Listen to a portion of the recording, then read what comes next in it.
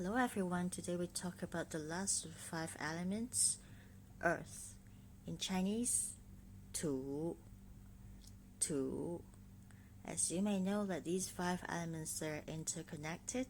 For example, fire comes from wood and wood comes from earth. So fire and wood are ascending elements. For water and metal, they are descending elements. They will go back to the earth and the cycle comes again.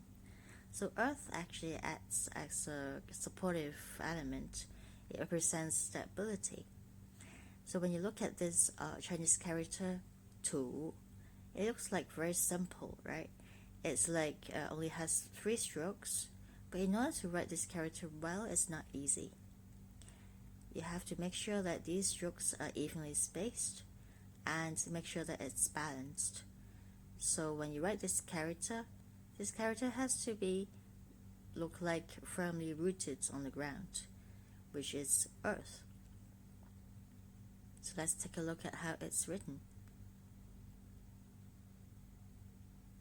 I hope you enjoy this video and make sure that you check out other videos as well.